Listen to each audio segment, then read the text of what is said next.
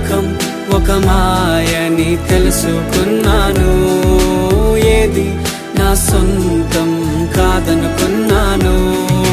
తప్పిపోయిన కుమారుని నేనైతే నా కొరకై నిరీక్షించే తండ్రి నా యేసు.